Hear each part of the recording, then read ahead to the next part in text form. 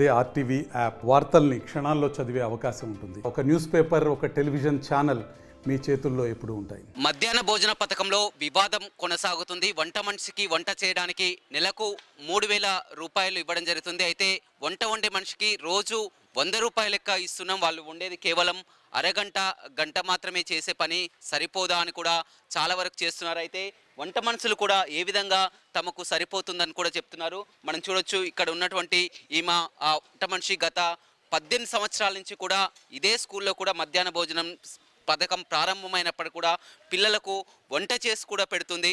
అడిగి తెలుసుకుందాం. చెప్పండి అమ్మా, మీకు నెలకు ఎంత ఇస్తారు? నెలకు సార్ ఫస్ట్ 1000 రూపాయలు, తర్వాత 2000 అన్నారు సార్. పోయి లాస్ట్ వీక్ నుంచి ఇస్తారు. అవి కూడా నెల ఏం రావు. ఇప్పుడు నెలకు ఎంత వస్తుంది? 3000 సార్. నెలకు 3000 రూపాయలు ఇస్తున్నారు. మొత్తం మీద ఏంటంటే మీరు వండేది ఒక గంట పనే. 3000 రూపాయలు సరిపోవా? రోజుకు 100 రూపాయలు లెక్క పడుతున్నాయి కదా అని అంటున్నారు. సరిపోవు సార్. మేము చేసిపోతాక 2-3 అవుతుంది సార్. ఇంటికి ఇలా కొండి కడిగి పెట్టిపోతా 3 అవుతుంది. ఇంటికి పోయినాక ఏం చేయలేం కదా సార్. ఈ 3000కే చేస్తున్నాం. మాకు ఏం సరిపోవట్లేదు. ఎన్ని సంవత్సరాల నుంచి చేస్తున్నాం? ఇప్పుడు దగ్గర ఈ సంస్థ వచ్చిన కానీ సార్, మధ్యాహ్నం భోజనం వచ్చిన కానీ చేస్తున్నాం. 20 ఏళ్ళు అవుతుంది. ఇదే స్కూలు. ఎంతమంది పిల్లలు ఉంటారు? ఈ 60 మంది సార్. ఇప్పుడైతే ఇప్పుడు 50 మంది 100 మంది పిల్లలు ఉంటే 2 వంట మనుషులు, 50 మందికి ఒకరు చొప్పున, 50 మందికి ఒక వంట మనిషికి 3000, ఇంకొక వంట మనిషికి 3000. అయితే ఆ 3000 రూపాయలు 50 మందికేగా ఉండేది. కేవలం ఒక గంట పనే కదా, సరిపోదా అని కూడా చెప్తున్నారు. సరిపోవు సార్. ఎట్లా సరిపోవు సార్? ఏడ కూలిపోయిన రోజు 600-700 ఇస్తారు కదా సార్.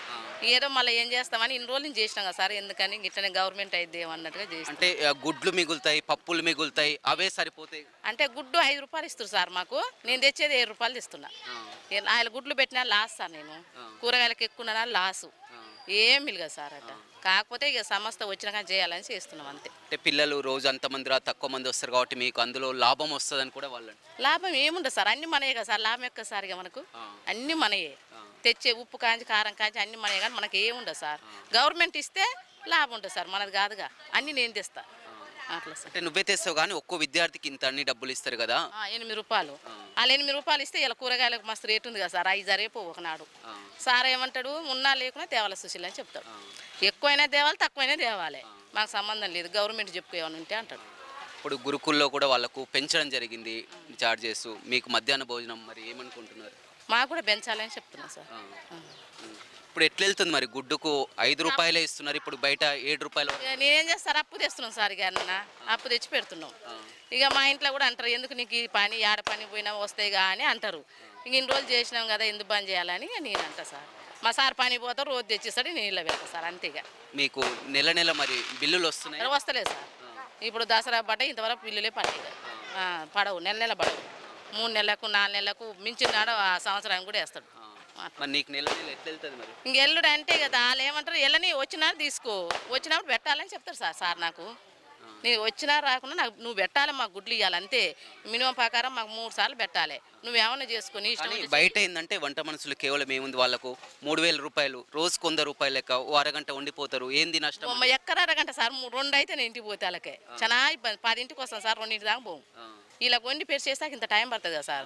అన్నమాయ కూర చారు 2 అయితే సార్. 2 పోయినాక ఏం పని చేస్తాం? మధ్యాహ్నం పిల్లలు తక్కువ హాజరవుతారు, చాలా వరకు కారు. వారికి వచ్చినటువంటి గుడ్లు కానీ ఇవి కానీ మిగులుతాయి. మిలుగా సార్. ఎంతమంది ఉంటే అన్నీ తెస్తాం, ఎక్కువ దేముగా. అంటే మీకు ఇంతమంది విద్యార్థులకు అని కట్టిస్తారు. ఆయన ఎంతమంది వస్తే అంతమంది రాస్తారు సార్. నాకు ఎక్కువ రాయడు. రోజే బిల్లు చేస్తాడు.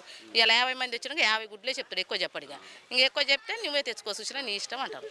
ఏం కోరుకుంటున్నారు? మీ యొక్క డిమాండ్ ఏంది, ఏమనుకుంటున్నారు మీరు? మాకు జీతం పెంచాలని కోరుకుంటున్నాం సార్. ఇక జీతం ఇచ్చి గవర్నమెంట్ నుంచి గుడ్లు ఇస్తే మాకు ఏ బాధ ఉండదు. పెట్టుబడి వాళ్ళు పెట్టమని సార్, గవర్నమెంట్ జీతం ఇవ్వాలి అంతే. ఎలా వండుతున్నారు? ఏంటంటే కొంతమంది కూడా భోజనం తిని కూడా మధ్యలో చూస్తున్నావు కొన్ని సంఘటనలు అస్వస్థకు గురై. మంచిగా అంటాం సార్. అట్లోది ఏం చేయను, మంచిగా అంత ఎప్పటి నుంచి అయినా. మనకి ఇంట్లో లేకుండా అయినా కానీ ఇన్నైతే మంచిగా. కానీ మీకేమి ఇక్కడ రూమ్ లేదు, వర్షం వచ్చిన ఇబ్బంది కాదు కదా సార్. గవర్నమెంట్ బిల్డింగ్ కాబట్టి మీకు లేదు. ఆనొచ్చినట్టు అంతం, వరద వచ్చిన అంత మీ ఇష్టం. ఉండడానికి నీళ్ళు అంటే నీళ్ళు ఇప్పుడు మరి తెస్తురు సార్ వంచానికి. ఇది తెస్తురు, ఓలిస్తురు కానీ నీళ్ళు అయితే తెస్తున్నారు సార్. నీళ్ళతో ఉంటుంది, మంచిలు వేసిపోతాయి.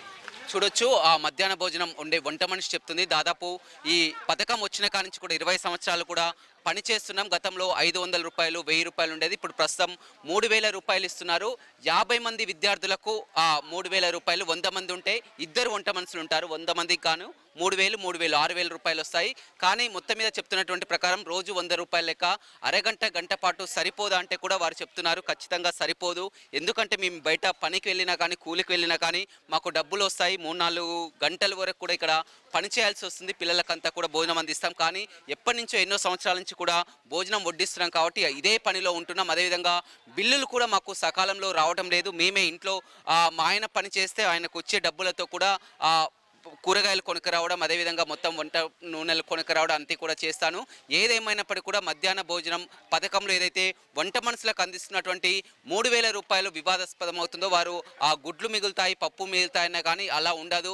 ఏ లెక్కన ఎంతమంది విద్యార్థులు హాజరవుతారో అంతమందికే ఆ లెక్క రోజు రోజు కూడా లెక్క రాసుకుంటారు, అంతే చెల్లిస్తారు. కానీ మాకు మాత్రం గిట్టుబాటు అవ్వడం లేదు. ఖచ్చితంగా పెంచాలి. ఇప్పుడు గురుకులాల్లో డైట్ ఛార్జీలు ఏ విధంగా పెంచారో మధ్యాహ్న భోజన పథకంలో మా సంగతి ఏంటి, మాకు కూడా పెంచాలన్నటువంటి డిమాండ్ అయితే వ్యక్తం అవుతుంది.